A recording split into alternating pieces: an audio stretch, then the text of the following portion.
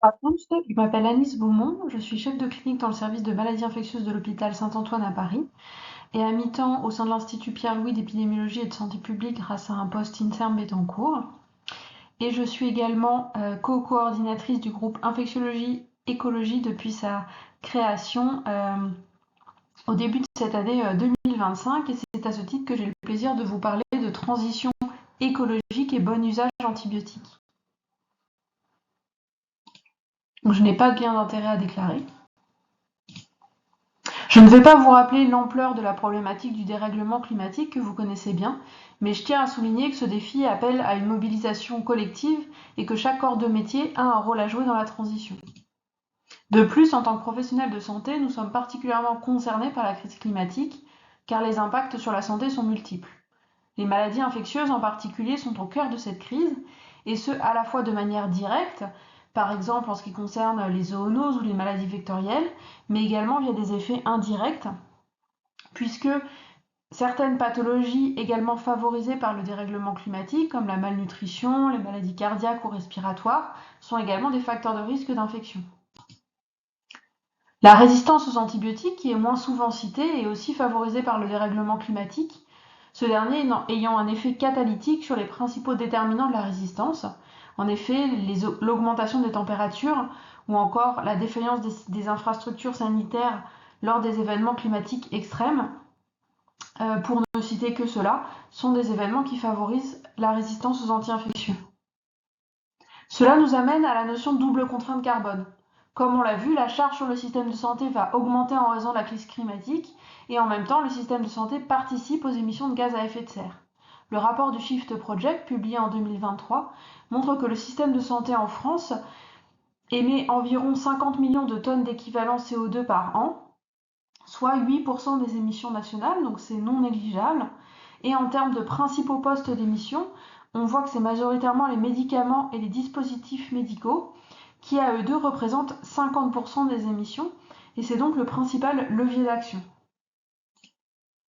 Si on s'intéresse à l'empreinte carbone des médicaments par classe thérapeutique, comme ça a été fait dans ces deux papiers, l'on remarque que les médicaments anti-infectieux, donc on le voit ici et ici, sont l'une des classes avec l'empreinte carbone la plus élevée, si ce n'est la classe avec l'empreinte carbone la plus élevée. Comment est-ce qu'on calcule l'empreinte carbone d'un médicament, et notamment des antibiotiques? C'est à partir de l'analyse de cycle de vie carbone. Donc le principe de cette méthodologie, qui est une méthodologie standardisée, c'est de mesurer l'impact carbone de chaque étape de la vie du médicament, depuis la production de son principe actif, des excipients, des emballages, en passant par le transport, la fabrication, le conditionnement, le stockage à la pharmacie, la phase d'utilisation, également la fin de vie.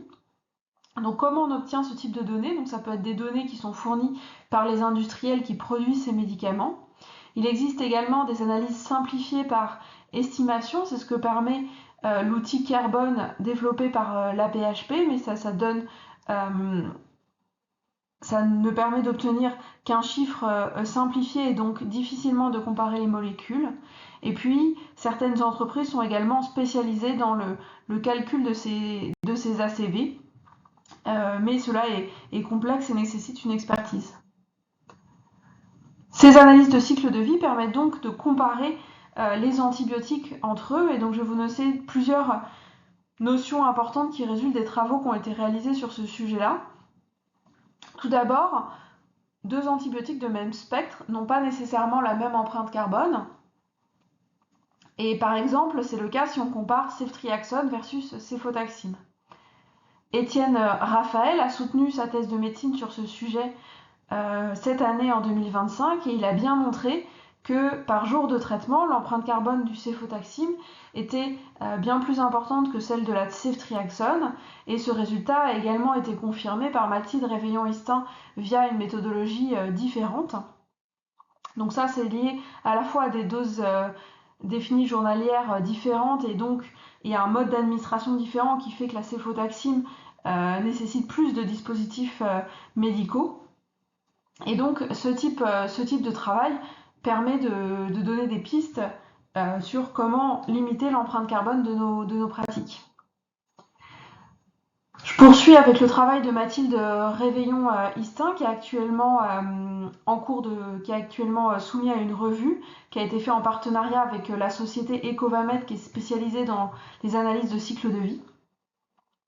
Et donc, je vous donne les principaux messages de ce travail. Tout d'abord que la production du principe actif, ça va être le principal poste d'émission pour un médicament donné, comme vous le voyez ici en bleu. Ensuite, l'importance de comparer les antibiotiques bien sur leur dose journalière et pas uniquement selon l'empreinte de leur principe actif, sans tenir compte de la dose administrée journalière, puisque là, cela peut changer les conclusions, comme c'est le cas entre l'ofloxacine et la ciprofloxacine. Un autre résultat important de ce travail est que pour une même molécule, l'empreinte va être moindre si la production a lieu en Europe versus en Asie, en raison d'un mix énergétique plus vertueux. Et cela est un argument supplémentaire pour la relocalisation des industries pharmaceutiques en Europe, au-delà d'arguments liés à la souveraineté ou à un meilleur contrôle du rejet environnemental d'antibiotiques.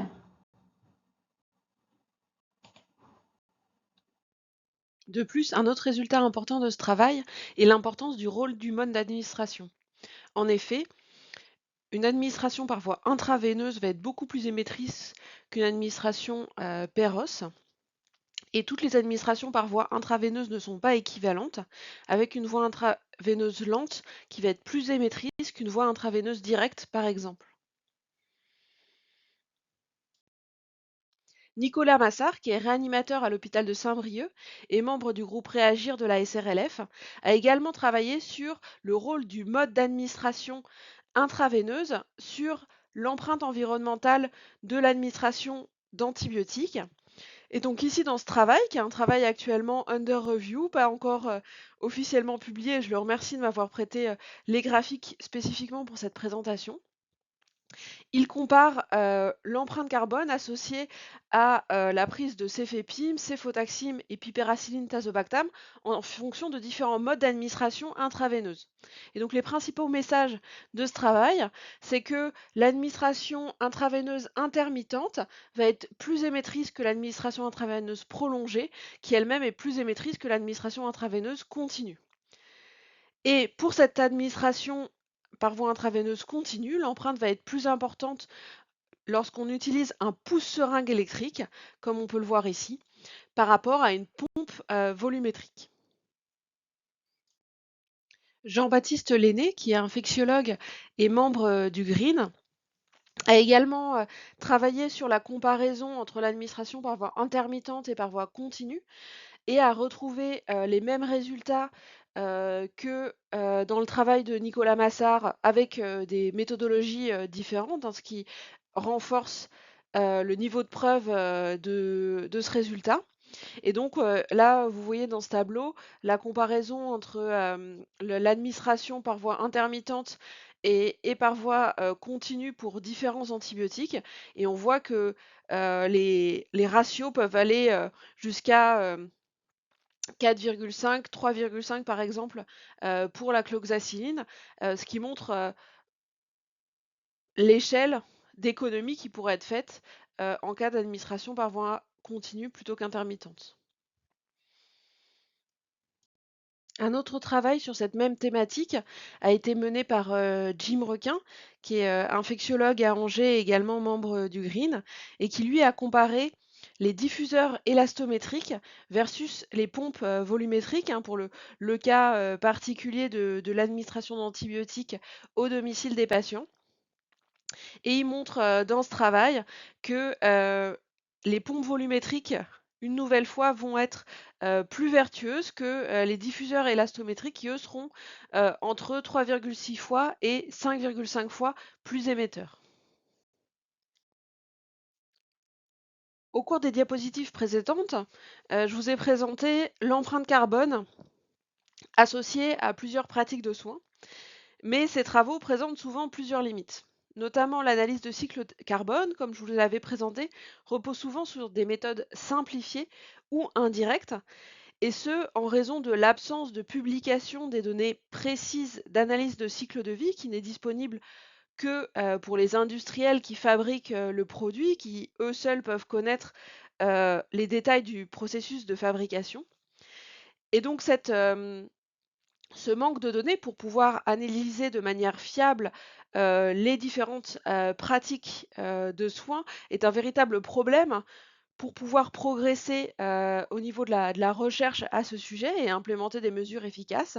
Et à ce sujet, une tribune collective qui a été menée par le collectif d'éco-responsabilité en santé, le CERES, et signée par de nombreuses sociétés savantes, dont la SPILF, avait été publiée cette année, en mai 2025, dans Le Figaro, et nommée Donnez-nous les moyens de prescrire de façon plus durable pour l'environnement et la santé. Donc c'était une tribune pour interpeller les médias et les pouvoirs publics et ainsi que le grand public sur l'importance de ces données pour progresser sur cette thématique. Une autre limite est que l'analyse de cycle de vie de carbone ne s'intéresse qu'aux critères carbone.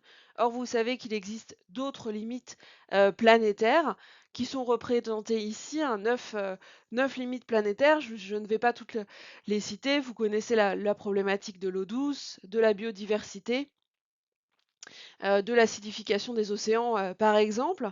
Et donc, il est important également de prendre en compte ces autres critères, par exemple via une analyse de cycle de vie multicritère. Et pour les antibiotiques, je voudrais souligner deux autres problématiques environnementales particulières, que sont la pollution plastique et l'écotoxicité, sur laquelle je vais revenir un peu plus en détail. Comment mesure-t-on l'écotoxicité d'un antibiotique? En réalité, on peut prendre différents points de vue. Tout d'abord, il y a la toxicité pour les écosystèmes.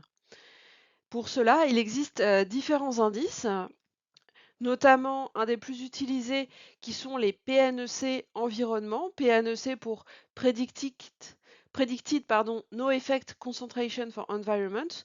Donc c'est une valeur seuil qui permet de définir le niveau à partir duquel on considère que la concentration va devenir toxique pour les écosystèmes.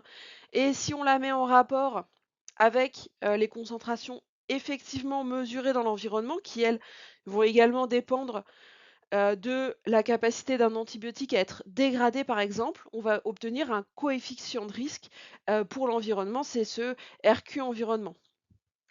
Il existe également un indice qui a été développé en Suède, qui s'appelle l'indice PBT, et donc qui est un indice multicritère reposant à la fois sur la notion de persistance, donc comme je l'ai dit, de résistance à la dégradation, de bioaccumulation, notamment d'accumulation au niveau des adipocytes des animaux aquatiques, et également cette notion de toxicité.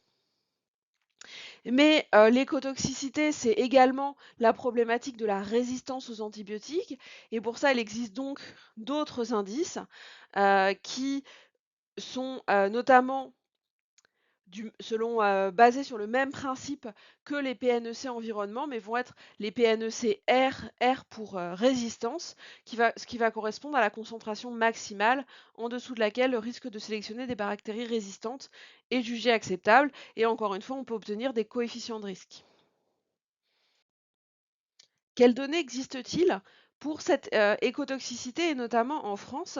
Donc là, je vous présente un graphe d'un travail qui a été publié en 2022 et dirigé par Didier Hoquet, que je remercie d'ailleurs chaleureusement pour son aide à la réalisation de ces diapositives et sa relecture, qui montre bien que donc dans ce graphique qui représente les coefficients de risque de sélection de résistante pour différents antibiotiques, eh bien, le risque de sélection de résistance environnementale est surtout présent en France pour la classe des fluoroquinolones, et ce, notamment en raison de leur concentration environnementale importante, puisqu'ils vont être très résistants à la dégradation, notamment en comparaison à d'autres classes d'antibiotiques plutôt plus utilisées, que sont les bêta-lactamines, mais qui vont, elles, se dégrader rapidement dans l'environnement.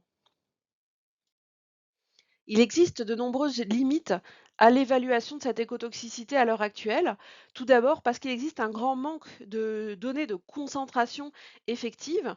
En effet, selon la réglementation européenne et française, très peu d'antibiotiques vont être suivis dans l'environnement. Les mesures sont peu connues, d'autant plus quand on considère la complexité des différents milieux dont on peut chercher à mesurer la concentration, hein, entre les eaux de surface, les eaux souterraines, les effluents de stations d'épuration, etc.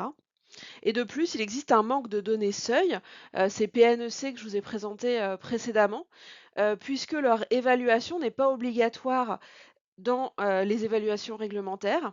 Ils ne vont donc pas être disponibles pour tous les antibiotiques. Quand ils sont disponibles, ils ont souvent été estimés d'après les CMI et non pas mesurés réellement in vitro, encore moins au sein de communautés complexes. Cela va donc négliger les effets cocktails, notamment avec d'autres antibiotiques, les métaux, les biocides, etc.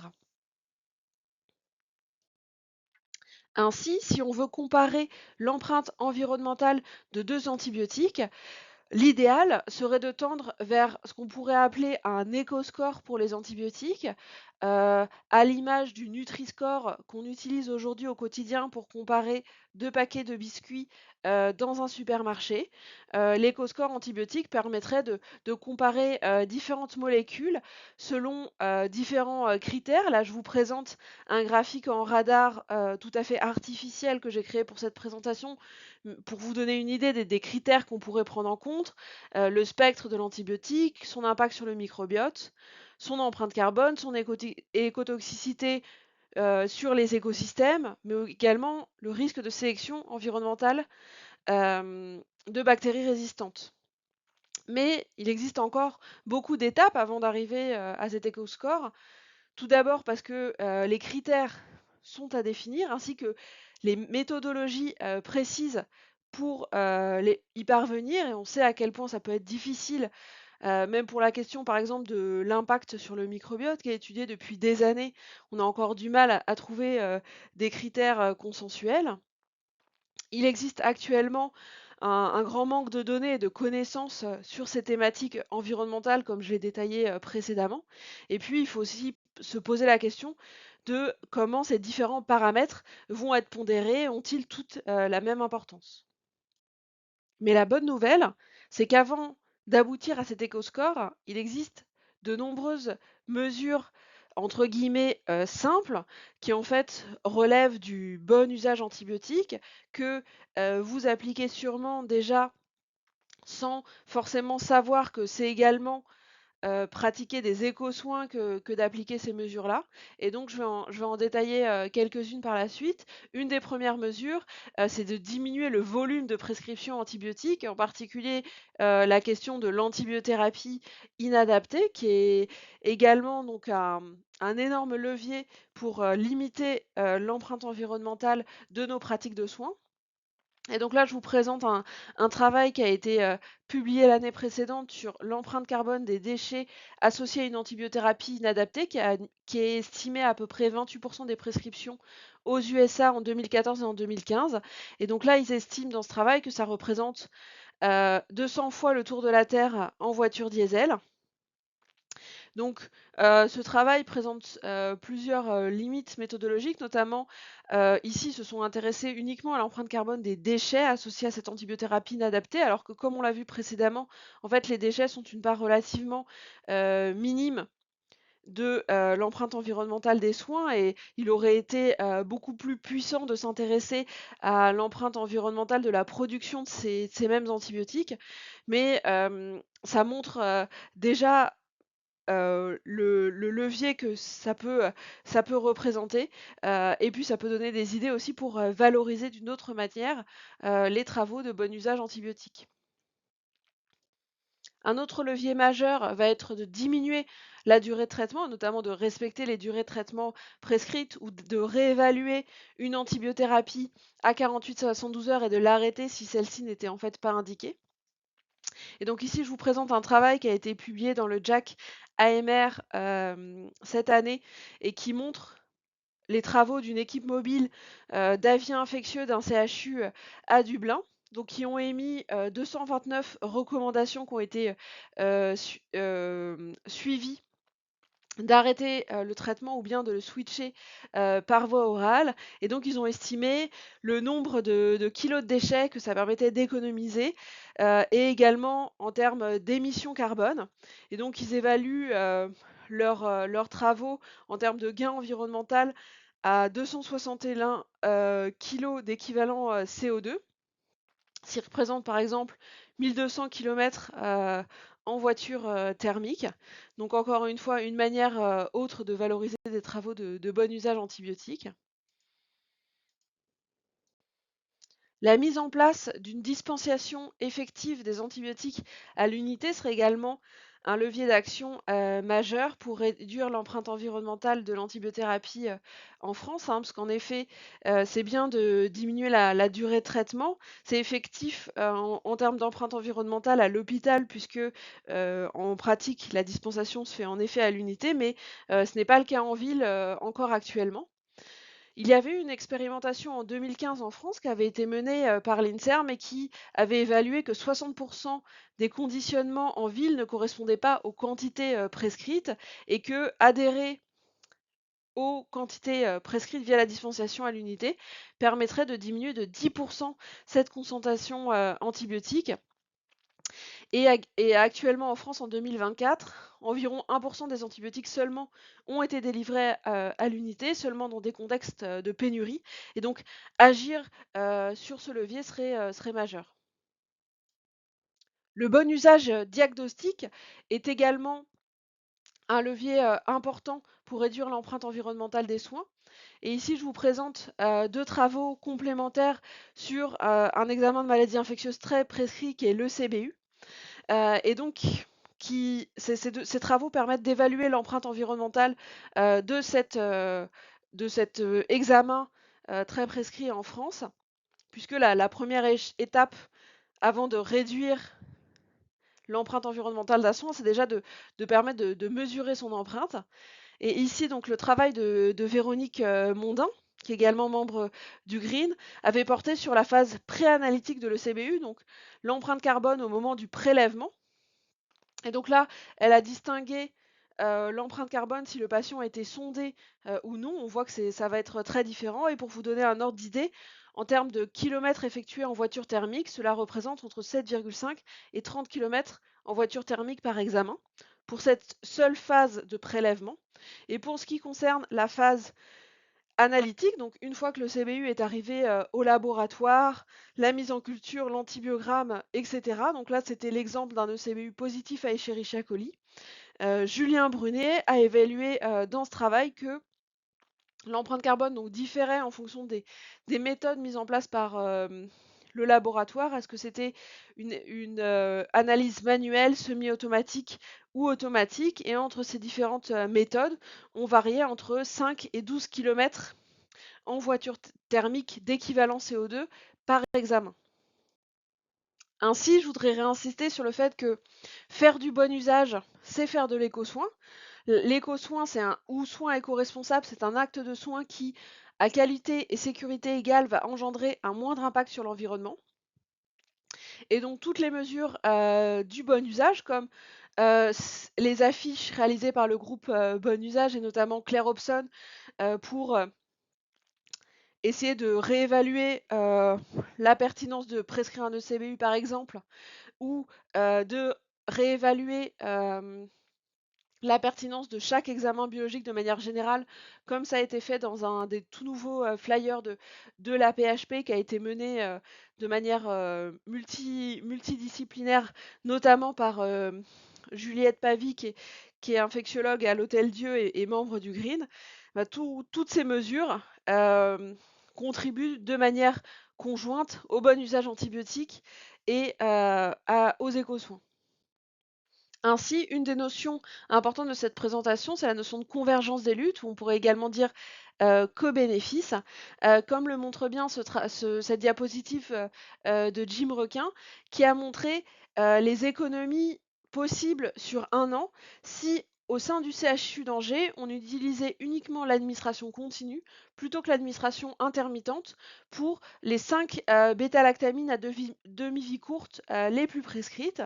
Et donc, il montre qu'on pourrait économiser jusqu'à 28 tonnes d'équivalent CO2 par an, jusqu'à 40 000 euros et jusqu'à 2,7 équivalents temps plein IDE.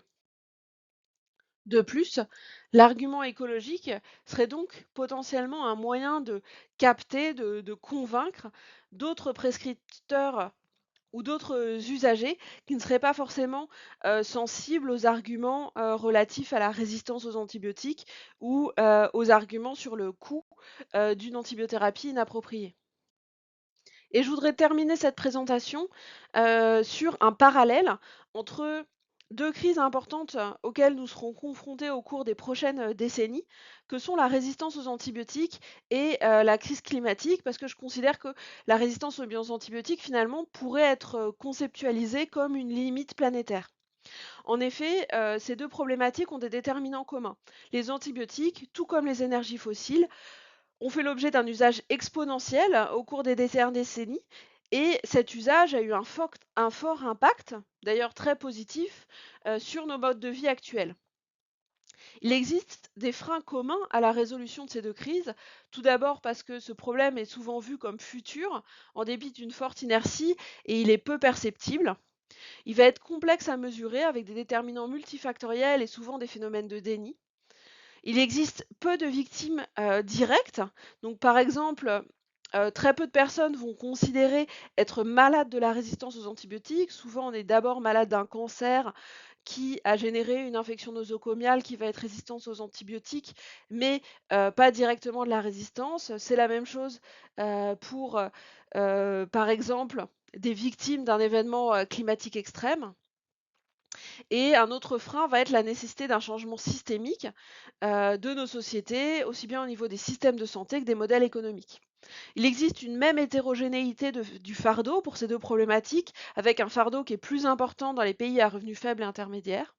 Des solutions communes qui nécessitent d'associer à la fois des nouvelles connaissances et des nouvelles technologies, par exemple en termes d'énergie renouvelable, le développement de nouveaux antibiotiques, mais avant tout la mise en place de mesures de sobriété, donc de diminution de nos consommations d'antibiotiques et d'énergie fossile.